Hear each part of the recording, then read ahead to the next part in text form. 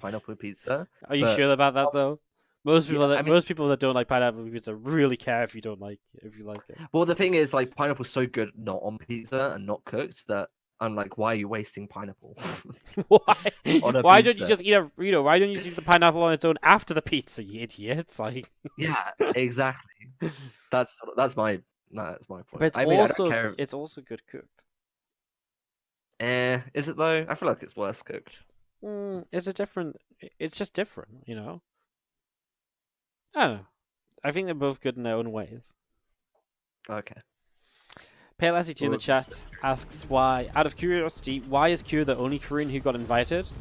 Because I was running a European tournament and Q messaged me and said, hey, I want to play. And I was like, yeah, sorry, dude, it's a European event. He's like, it's okay. I'll play on the European server. I was God. yeah, it starts at like 1 a.m. your time. And he's like, yep, sounds good. See you Shit. there. I was like, What a Chad. my favorite one's just like, I was like, any groups? He's like, any group is good for me. And I was just like, okay, well, there you go. What an actual Chad. Yeah. So that's why, because I wasn't inviting Koreans to this, it's just Q messaged me. Maybe he just really wants that laptop. maybe he's just like, man, you know what?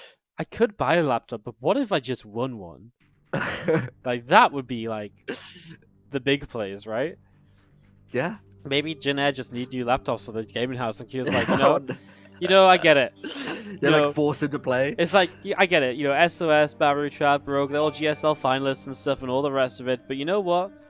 Like, I'm going to prove my worth to this team. I'm going to bring a laptop home. So I don't know. Like, I think Q's just in that mood where he doesn't have much else to play. Like, he's got Super Tournament next week. Yeah, that's true. But I mean, this is gonna, he's got like an entire week to prepare for Super Tournament still, so it's not like this is super crazy for him to play in. But outside of Super Tournament, like, there's no big tournaments. Like, Q is not going to BlizzCon pretty much, decided already.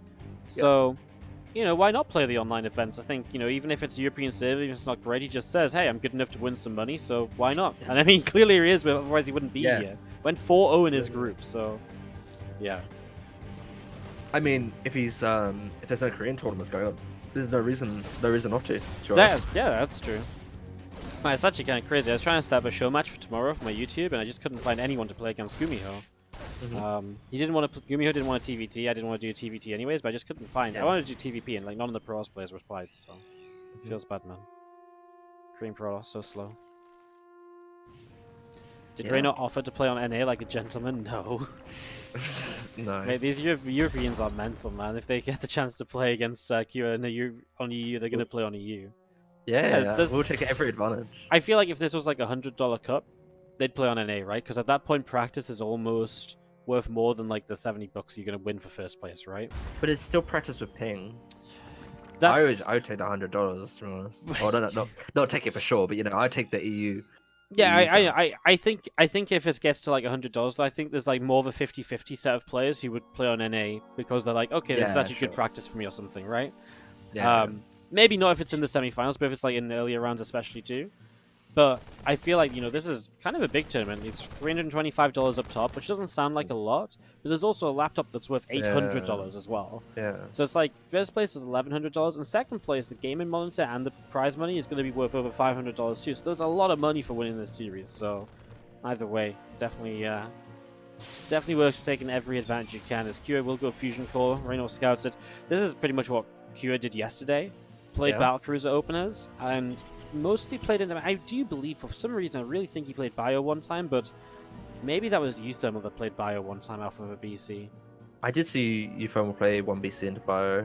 Yeah, maybe that was what I'm thinking. Maybe Kua did just stick to Mech. There was a couple of games where Kua just won, like, in the first, 5 minutes as well for BC or something, so... Really? Yeah, well, the game was, over, so I didn't even pay attention to what he did afterwards. Right, He killed, 25 drones and then just kept rolling lanes, so... Jesus. Yeah, it got pretty brutal. It was 3CC into BC, so this is a little bit less standard. Well, it might be standard now, but this is different to what we've been seeing in the last few months or so. Usually you go BC straight away as soon as you can, and then into Infancy. This is like a more macro opening. It's actually very greedy opening because it's actually super vulnerable to some of the aggressive attacks that Terran's just about figured out how to hold on with the normal BC opener. Yeah. The problem is, because Zergs are tending to go for the pneumatized carapace, it's very tough for them to then afford like a roach roll in with that extra gas spend. Exactly, yeah. And so it's kind of a little bit safer because the Zergs are playing safety scouted as well. Like it's such a weird combination of metas and like responses and stuff going on in this TVZ at the moment. So yeah, this is absolutely becoming like the more standard way of opening at the moment, and obviously just expecting Q here to go into multiple BCs. There's the extra factories too, so absolutely lining this up to be Mech in these early stages. Reynор's up to 9 queens, not making it anymore. He's got 2 spores in his main. Oh wow, the spore's perfectly timed. Yeah.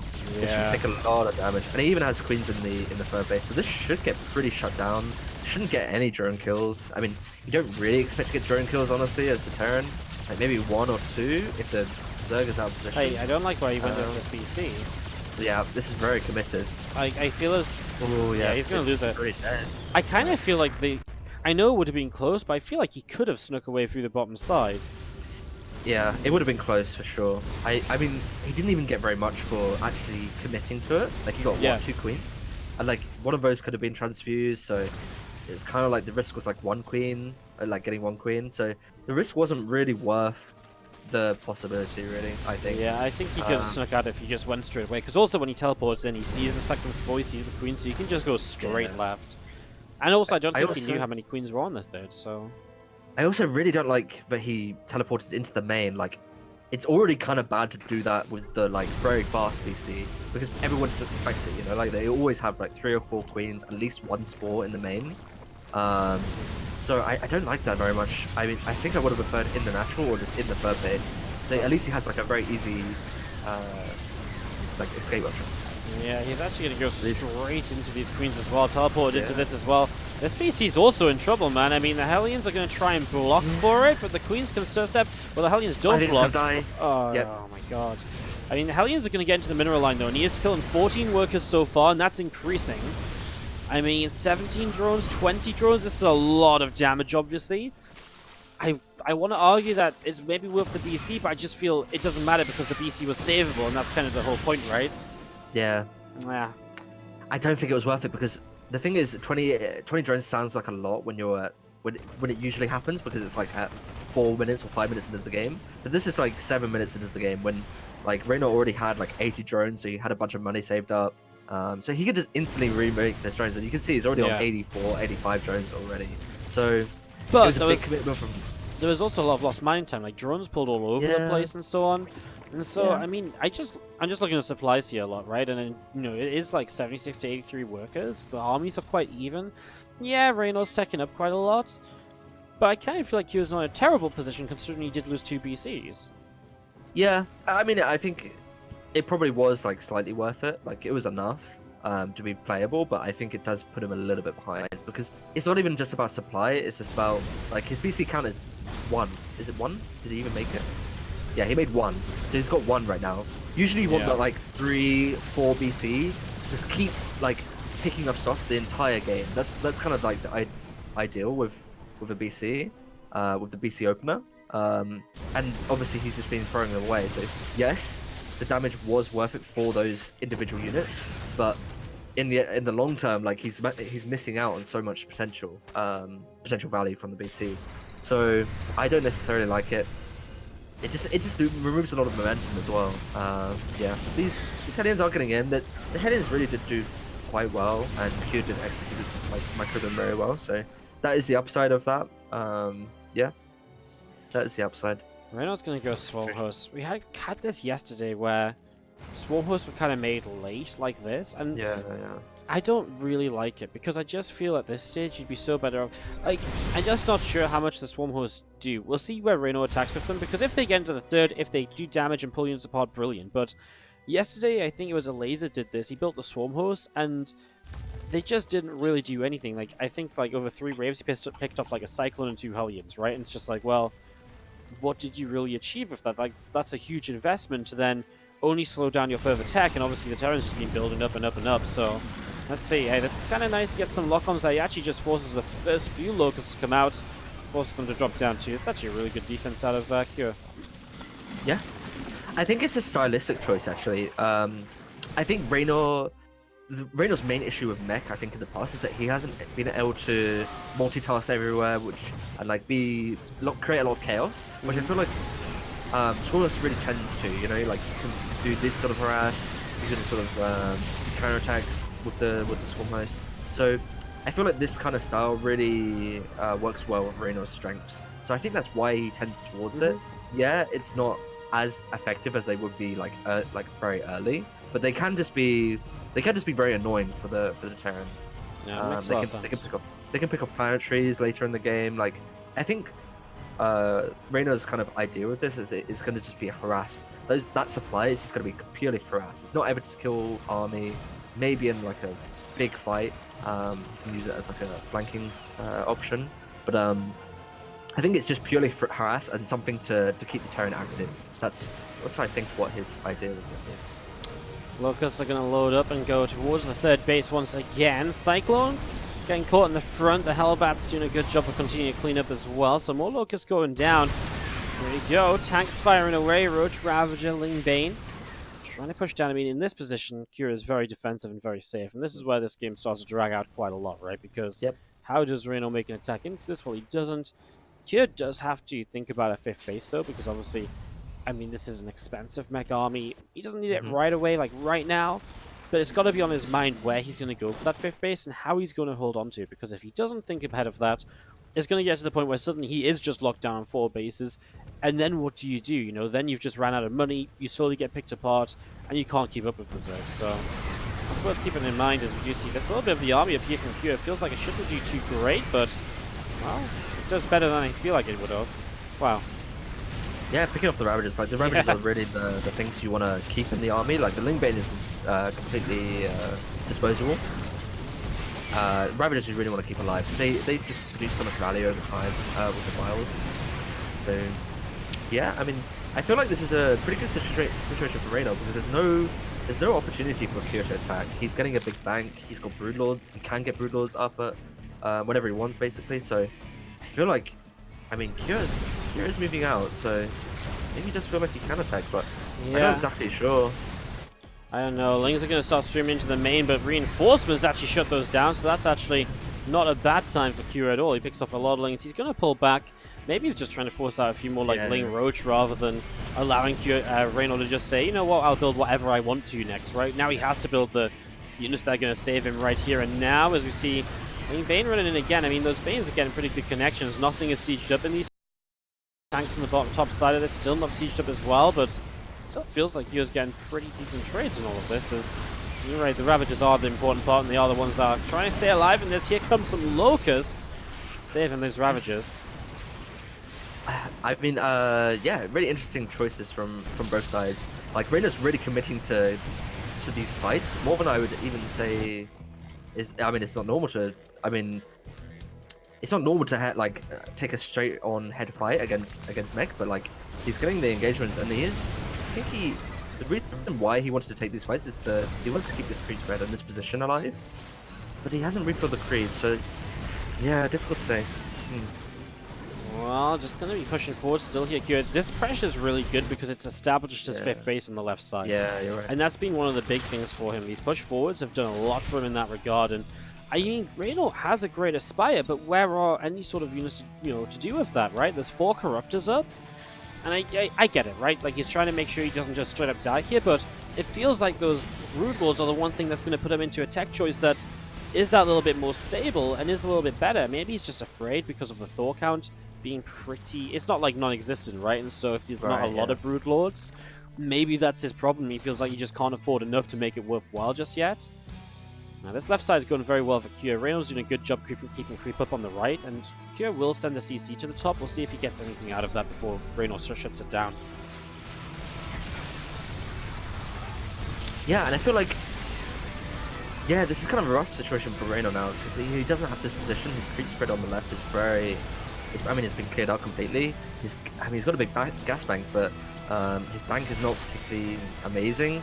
He doesn't have Broodlords or a very cost-efficient army. He's kind of a low-tech army that it needs a massive economy and a big bank to work, And yeah, I mean, Kira's kind of just bullying him around the map, to be honest.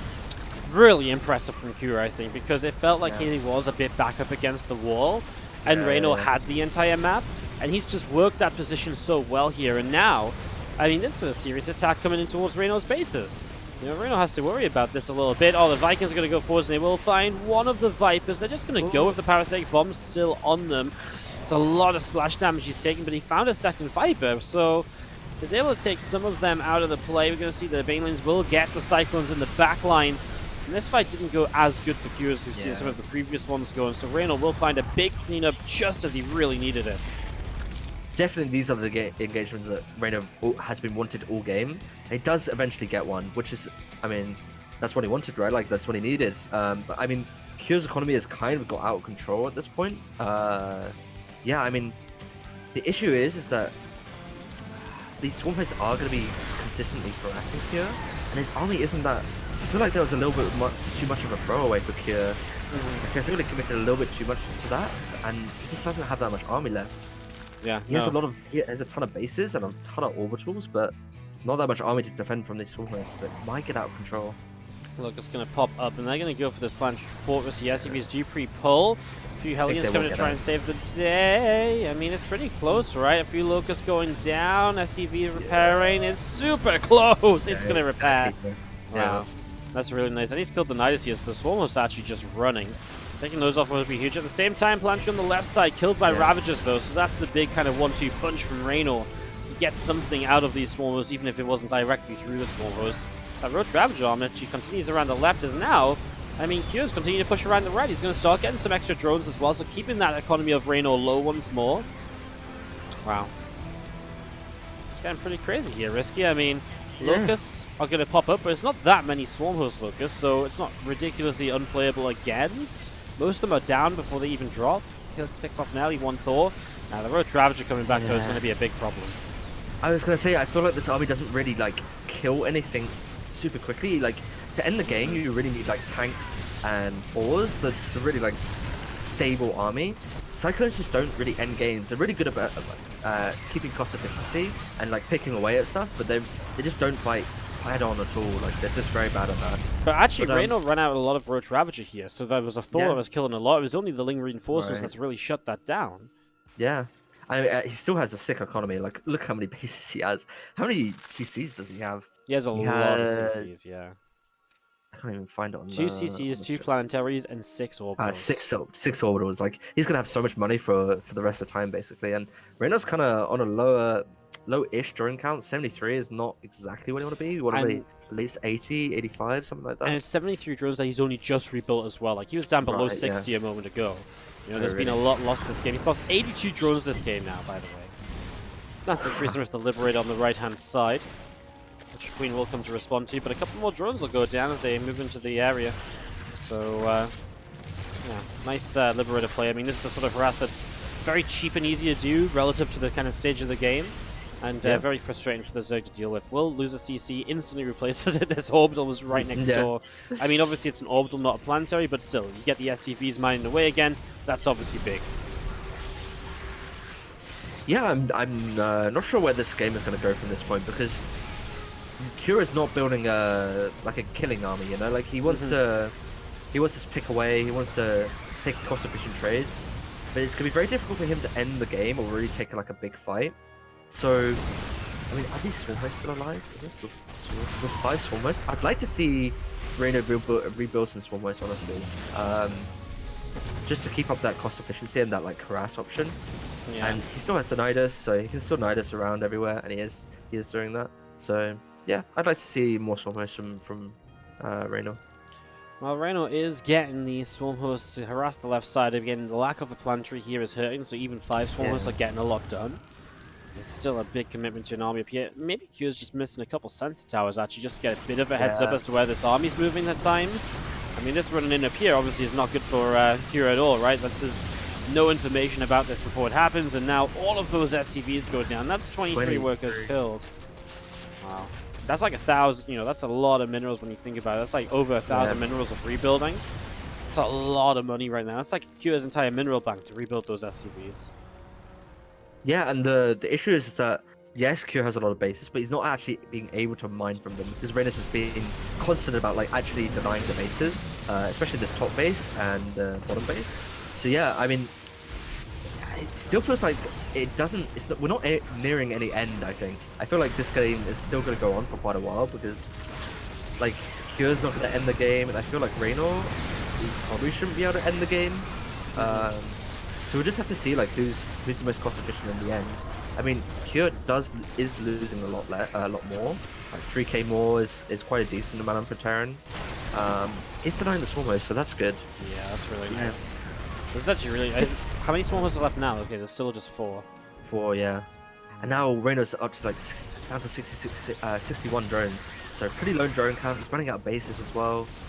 And he doesn't have the minerals to rebuild drones either right now, so that's where it really becomes a problem. Before, when we've seen him losing drones, he's been able to rebuild fairly decently back up to like 70 or 75. Now, he's just building Ling Bane actually, so it's getting a little bit messy. 21 minutes in on Thunderbird, and well, Cure's trying to take the bottom left side of the map. I mean, you know, do as you will, Cure, but I feel like that one's kind of meant to be Reynor's base, but Reynor's kind of mining out in this bottom side, so he might not be able to justify defending or attacking that spot for long. More workers going down. The thing about Cure's army is that it's so mobile, right? And it can be in 2 bases at once, basically. So, I mean, I think this base does make a lot of sense with the army that Cure is building. So I do kind of like it. If he does get a planetary here, it's gonna be so difficult to break. Yeah, and absolutely. Get down this ramp. Oh no, I actually like the idea. It's just kind of like a bit of a it's to Reno. It's right? like, you know, Cure's just saying like, hey buddy, look at the position I'm in. And Cure, you know, Reno's gonna look at that and be like, yeah, that's actually not so great for me. He will come down this ramp and try and fight, and the Ravagers around the top is great as well. Remember, the numbers aren't great here for Cure because he has so much out on the map elsewhere. So that is one of the problems of obviously kind of splitting your army up. If it does come to one big fight, you are kind of outmatched a little bit. Now these extra Cyclones show up, and they'll start to get extra lock-ons, extra kills. There's a couple of Vipers still around here as well. There's no real anti-air apart from those kind of like parasitic bombs, and so those Vipers will continue to take damage. Maybe that's one of the issues as well, although also Zerg streaming in, the Cyclone's being pushed back because there's no Hellions to clean those up. Yeah, this is kind of a similar game to Clem versus Namcha on the Triton game. Is that there's lots of CCs and orbitals everywhere, but Reno's standing army is like kind of stronger in a big up fight or straight up fight, and like Cure's not being able to actually mine from these bases. So and he's taking not the most cost efficient engagements. So actually Reno's playing this very well for like how low of a drone count he has. That was a great corrosive battle in the Cyclone, which just like ran out, then ran back in, and it just blew up in like the perfect way. It was satisfying. Reynor's won a couple of fights here, and now, you know, Cure's economy is down and low. 46 workers left. Kills off another Viper. Those Vipers have barely gotten the energy back to really do much here, and the single Viking is firing away. Queen hits the transfusion. Banes are the big part of this, right? That can just trade that much better against this clump of units, and I think that's the problem, as we also see units still streaming into the top side base. Cure just can't hold that position without it being a planetary. Brilliant counterattack. Like that base is complete. Like he knows that base is completely gone for any defense. So I really like that from Reynor. Like he knew he had just enough to defend on the bottom and enough to deny this base, and that's really what this is about. It's not about like killing SAVs necessarily. It's really about denying the base, because there's so many bases everywhere that if Cure is able to just secure a base and mule it to death, basically, that he's gonna be able to produce a ton of units. So Reynor's played this just beautifully. So I know Cure's had a lot of control down this left-hand side throughout the game as corrosive bars pick up this planetary. What do you think about Cure? You know, obviously the far left base was mining out soon. Yeah. What would you think about Cure just going top right instead and focusing his army up there? Because he could also take the central base, which Reno has ended up taking. Would that have been an option, or was he just so committed on the left side? Was it too much creep? It kind of becomes the same issue, like whatever side you pick, right? Like, if he does take the top side, then this left base is, I mean, it is kind of mined out, but it does still have some stuff left, right? So that base is going to get denied like the same way the top base is getting denied. I was just wondering if, you know, if you take the top right, you can take top right and maybe central right. Yeah. Can 15% off any Lenovo Legion product, and it really does help, guys. Like, I always say this, but when we have sponsors for these tournaments, the best thing you can do is to go out there and to make use of those sponsors. Like, that's what they're aiming for. And if you can't do that, you can always hit up Twitter, get on Twitter, tweet Lenovo and stuff like that as well. Anything like that always helps. Be like, hey man, this was an awesome StarCraft tournament. Get them interactions in. Those are the things that go a long way to making sure we have more of these again in the future. Just before we do intros, gotta say thank you so much to Dovenwolf for the 1,000 bits. Really do appreciate it. Thank you so much for your generosity, dude. Continuing to throw bits at us all month long here.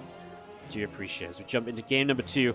Top left-hand side, up 1-0 of this best of 5. Our red Zerg player is Reynor.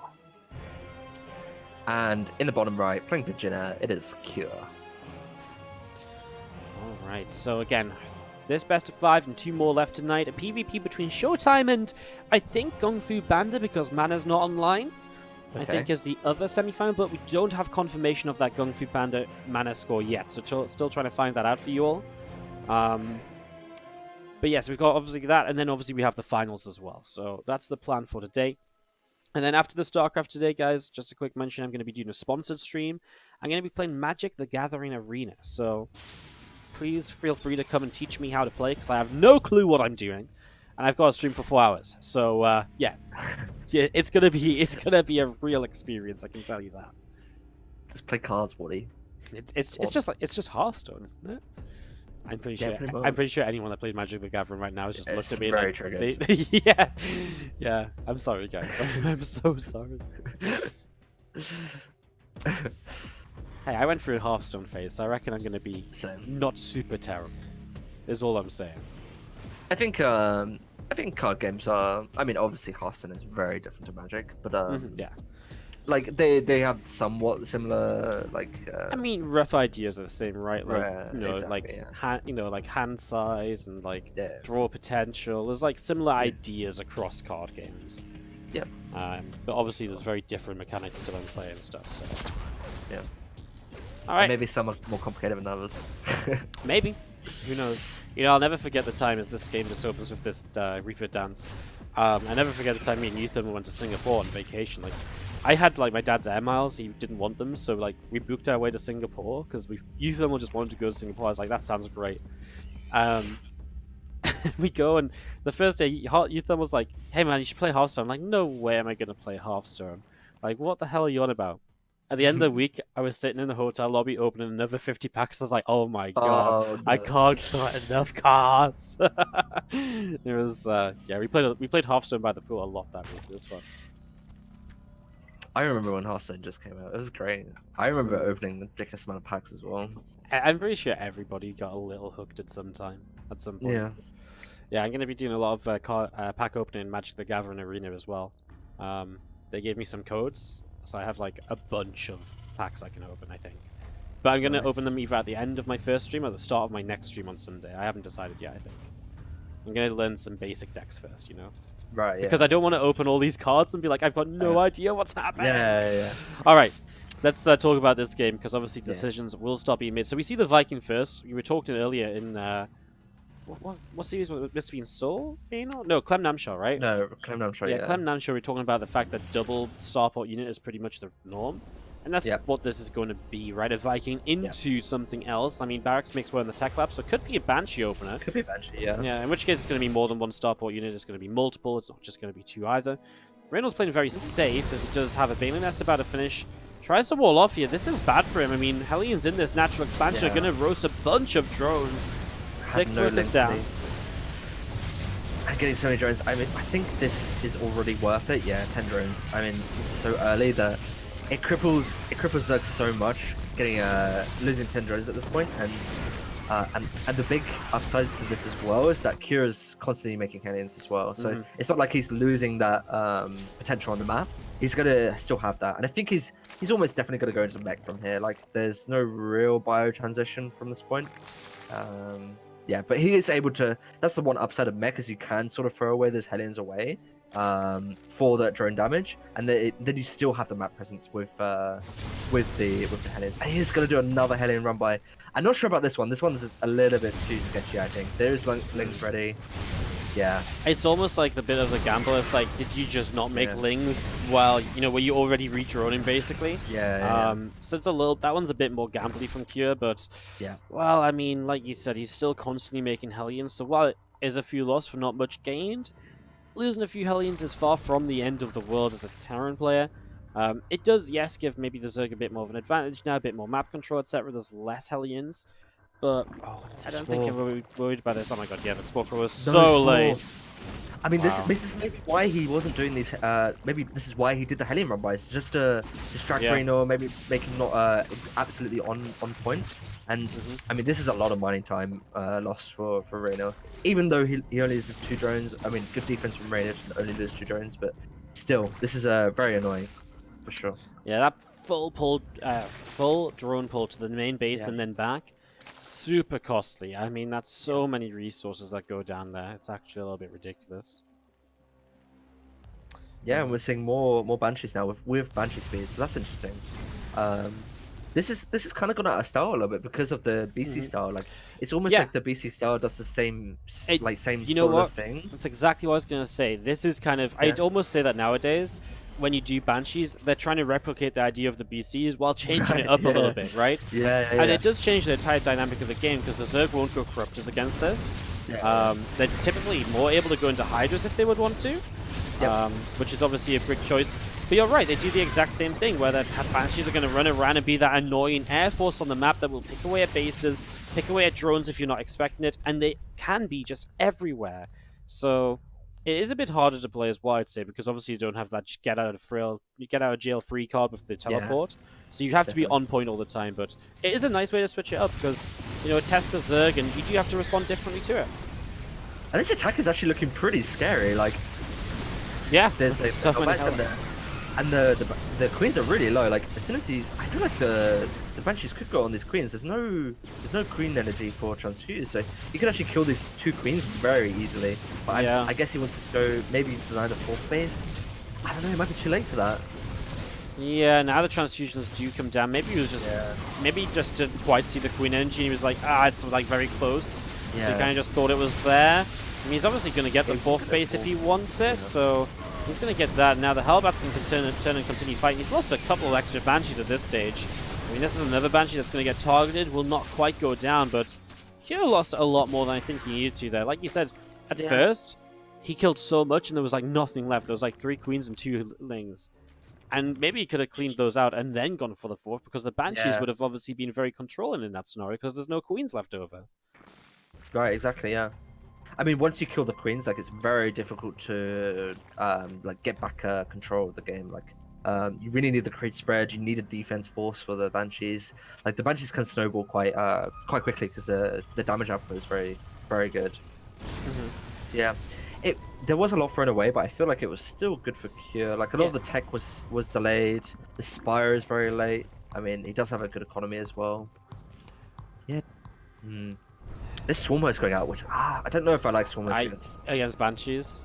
Against Banshees, yeah. I kind of agree. Like, they can work because the Banshees aren't always going to catch them. But when the Banshees catch them, they're going to catch them hard. And that's especially with the Nidus, like... Yeah. I mean, they're not necessarily going to catch the Swarmhost because they're just going straight into the Nidus, but the Nidus is, like, going to die every time, which... I mean, it is 50-50, everyone says it's like free and stuff, but it is actually, if it keeps getting picked off every time, it does actually become very costly. Well, all it takes is you kill a Nidus as well, just a second before the Swarmhosts get back in sometimes. Oh my god, he nearly gets a second Swarmhost there. Yeah. He's actually just going to go for the Nidus. I mean, Queen's coming over, Banshees should get out of there. There's a nice idea though, I didn't mind him trying. Yeah. That would have been a sick move if he did get it. Meanwhile, 8 drones went down on the 4th base, so... Still good eco damage, finds the Nidus here. He doesn't even need the Banshees. Locust will get to the natural though. Yeah, these Locusts are going to do a good amount of damage, I think. I'm kind of surprised Kyo didn't pre-pull the SCVs actually. Yeah. Maybe because it was so little Locusts, it wasn't actually that many. He just took the SCV damage and he was okay with that. Another Nidus on the bottom side denied. I mean, that's like you said, 100 already down. And it still feels like Q is making the pickoffs here. This Overlord on the high ground gets picked off by the Cyclones as well. Yeah. So far, and I really like how Cure is spreading out his units. Like, he has these Banshees on the lower side, and then the barracks on like the middle lower, and then the 2 Cyclones in the middle, and then he's obviously trying to deny with like 2 Cyclones and a Hellion on the top side. So he's really trying to deny the Nidus is getting up. I mean, Raider's doing a good job of denying the deny, you know? Yeah. So yeah, these Locusts are going to kill quite a bit actually. Like, even getting the Hellions is nice because they're literally 3 units, right? Like, as long as you get something, it's always good. Yeah. I feel like they should have been Hellbats. Like, you know, Hellions are great when the Locusts are already landed, but if the Locusts are landing down, Hellbats, like they're going to be so clumped up when they land down. Hellbats every time, and obviously they take a couple extra shots as well, so they get a couple, you know, an extra shot off perhaps. And that's obviously, you know, goes a long way towards cleaning that up. So these Lings will not do great here as the Planetary Fortress obviously is not even needed really. The Hellions are good enough, and still these couple of Banshees. He did end up making Corruptors here. I mean, I guess a few Corruptors aren't too terrible. Obviously, he's never going to make as many as you usually kind of make against the BCs, though, right? So. Again, Nidus will get up, and the Swarm Host just about out long enough to pop their Locusts out, so again, Kira is not morphing those Hellions into Hellbats. It does worry me a little bit. He does have transformation servos as well, so he can morph them basically instantly. Yeah. So I'm curious why he's not doing that. Sometimes Hellbats can be bad if they don't have like a critical amount of them. Yeah. I feel like in that fight he didn't have quite enough. He did transform them, but yeah, I mean. It's tough to say sometimes, because sometimes Hellions can be better in lower numbers, because they can sort of kite the Locust a little bit, but yeah, in these type of positions I think the Hellbats are definitely better. Kind of feels like Reynolds just taking over the game. Yeah. Just feels like Kira's lost a lot of different sets of units for not really much reason at all recently. And I feel that's obviously painful. Like being able to make Swarm Hosts and 87 drones just means you have like if you're able to do that and not die, that means you have insane control of the game, right? Like that's just like a liberty that you don't normally have. This high drone count, normally you're on like 70, 75 for Swarm Hosts, just because they take up so much supply that you can't really afford to get more. But since Reno has played this so well and had so much control, he's able to go up to the high drone count.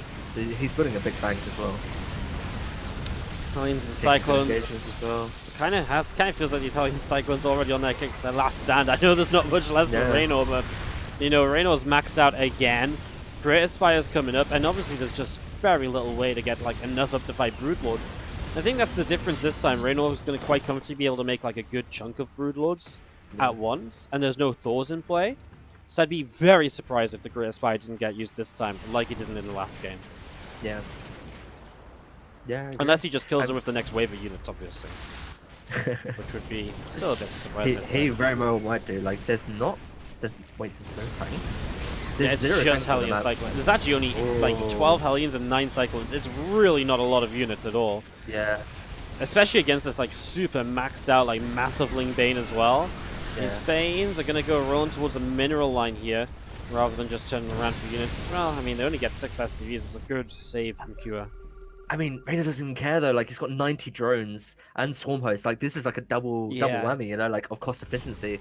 It's it's crazy. He doesn't care about throwing away units at all. He can throw as many Banelings as he wants, as long as he gets something. That's so funny. Obviously, the Swarm Host must be in the Nidus, right?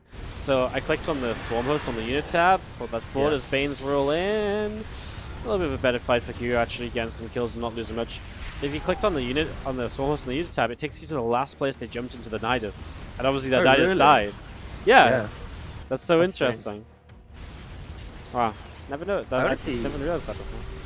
I'm not even sure like Reno needs even Broodlords in this game. He can kind of just win the game with I'm getting units. that feeling too, right? Like I feel like he could go Broodlords, but at the moment, like it's kind of trading pretty well anyways. He's kind of just, you know, he's got the entire map. When was the last time we saw a drone die? I mean, a Liberator killed like 5.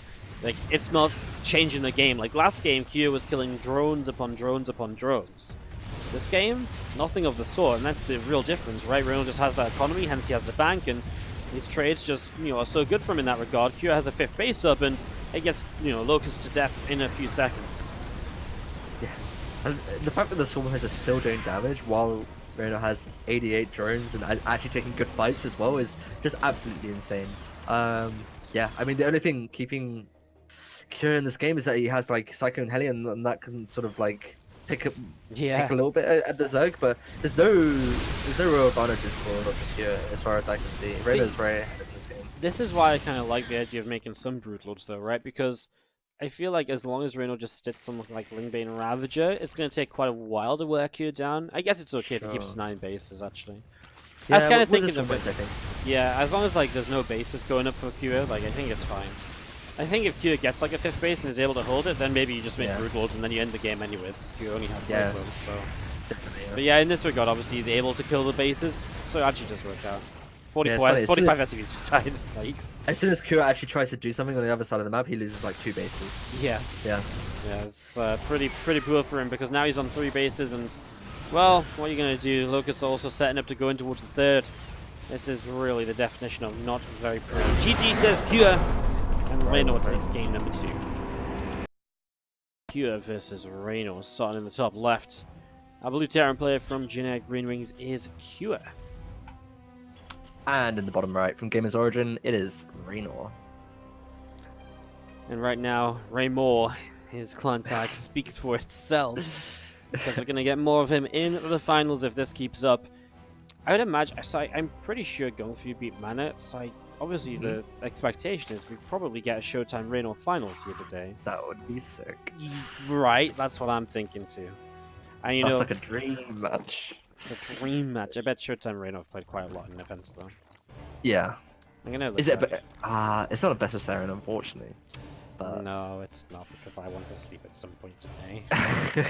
fair enough. It's also like a long playoff day, right? Like we do the whole round of 12 to Long for the finals. players as well. Like Exactly. if Gongfu made it like the whole way, it'd be a really long day for him. Wow. Did you know that, obviously I guess it makes sense, but Showtime had a big win streak against Reno until 2018. Really?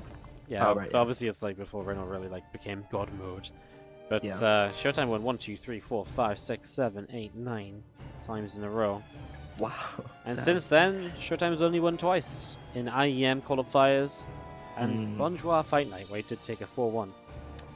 Most recently, Reynor 2-1 against Showtime in WCS groups.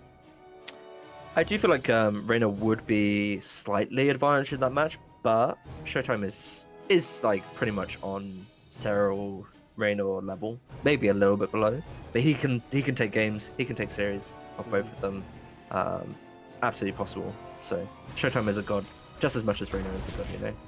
Yeah. Well, game Would be a sick 3, match if that happened. and kind of excited to see what's going to happen in this. Of course, I mean Acropolis is typically the Zerg map. Yeah. But Cure, so I believe Cure yesterday skipped Cyclones on this map. Let's save on the Reaper. He skipped Cyclones and he just played like a Hellion tank push, and he just sieged like the middle of the map because I think it was a laser just took the central base. But I think he also did a lot of damage early, so whether he sticks to that is obviously, you know, a bit of a question. The thing is that is very weak against Swarmhost. So, and this map is pretty, like, it's not as long as people think. Like, if you take your 4th base in the middle, and you get a good creep stretch, the middle lane is actually not very long at all. So you can actually push the Swarmhost on this map. It's a very good map for Swarmhost though, with the positions they can get, right? Because you can keep that Nida super safe and far away from anything, and drop it like to the right of the main or like south of the 3rd. And you have to go a long way to kill it, while the Locust is obviously super close to the bases then, so that's obviously the big part of this here, as you do see upward. From Reynor going for a bit of a scout, investing into that Nubitaz carapace first, getting the scout and information going for himself. Interesting when he goes for 2 Overlords. I mean, Kyo did open with Viking last game. Maybe just Reynor calling his buff and saying, yeah, you're not going to go Viking this game. Usually sending 2 Overlords would be kind of a bit not the greatest against Viking, because you potentially lose 2 Overlords. But actually, maybe because the Overlord speed is so quick, maybe it's quick enough to actually get maybe 1 or maybe even both away. Not sure. I think Viking would be able to kill the one on the top though. Yeah, least, for sure. So. Yeah. I feel the second one gets away though. Yeah. Yeah. Pretty standard player though. Like, is it going to be the 1-star fort unit though? I guess this is standard now. The quickest. He is going to go into bio. So that's really interesting, obviously. Oh because right, yeah, I didn't even think about that because he's on like 300 ping. So you know, we kind of expected the mech play, and now he's just like, okay, right, you've pissed me off. I can't use my mech. Let's see if it works out for him, because that is really different, obviously, as this Liberator comes all the way into the back. Queen's gonna keep fighting that Liberator, and is gonna get the kill with no losses. So that's a good defense from Reno to start this off. Good follow-up Overlord Scout as well. Knows his bio actually, so I mean, Yeah. Reno's probably feeling a lot, very comfortable right now, I would have to say. Yeah, I mean, you see Bio, you know it's not that mech style, that's a little bit more powerful perhaps in the hands of Cure, and especially for Ping, and the big thing I think is that, you know, now you don't get that surprise factor of it being Bio either, right? Where, you know, maybe, Right, yeah. you know, Reno was somewhat just expecting mech again, you know, it's been twice in for a sure. row, it makes a lot of sense. And you just start kind of blindly going into it. Now he knows it's Bio's like, oh, well, I do my Bio stuff. You can see Carapace upgrades starting as a priority. Obviously, melee will be a bit of a priority as well here as well soon. Starts the Bay Nest, and what do you reckon for the tech choice on the left? You know, Mutas, Hydras, straight to Link Ultra? Honestly, Reynor can do everything. He can do everything, honestly. Like, there's no real way to say. Currently he's on 5 gas, so it's possible that he's staying on Ling Bane. Yeah, he could go Hydra Ling Bane still, but Muta's very unlikely actually at this point. You definitely take the 6 gas if it was Muta's. So I definitely would expect Hydras or Ling Bane into Hive. Is 5 gas not too much for Ling Bane into Hive? I guess you need the Hive and stuff, right? So Yeah, like technically you can do 4 gas, but if you're doing Nidus or if you're getting the Hive very quickly, then you do. 5 It gas. is nice to have 5th gas, yeah. And there you go, Infestation Pit dropping down, so it is just going to be Ling Bane into the Ultras. So obviously this is kind of the style we saw Namshar using against Clem earlier, for some reference for you guys. This is kind of a nice little timing here from Kira hitting this right side. I mean, no Baneling speed yet, so Banelings are not effective. Big counter attack from Reynor, though, and the Kira depot is not raised. And those Marines are going to have some trouble. Instantly starts to pull SCVs into it, but he does kill the right side fourth. Yeah, I mean, he lost the base, but he's killing a lot on the other side. Yeah, 14 SCVs. He did this is very smart. He took this 5th base very quickly. Maybe even knew that he was going to lose the 4th base and still wanted to do the counter attack. And now he's got that basically surrogate 4th base that he can just use as a 4th base now. So not really losing much from losing that 4th base at the top. Almost at all. Nothing at all. Alright, 1-1 upgrades coming in from Cure, but Carapace is already here, so this push at the moment is actually an upgrade deficit for Cure. He just feels like Cure's already, because of those SCV losses, going to lose a lot of his potential building, then a lot of momentum, right? I mean, you look at this right now. A, Armory's a little bit delayed. B, he's still only on 3 racks, right? So no 4th and 5th. His Marine production is not going to be where he wants it to be for 8 minutes in this game. And that means that just attack after attack now is going to be that much weaker than it should have been. I mean, Lings are going to run in across the map again. They're just going to go straight onto these units. The sim is there, and I mean, it should be a cleanup, but this was maybe a little bit more better off for Q than it should have been.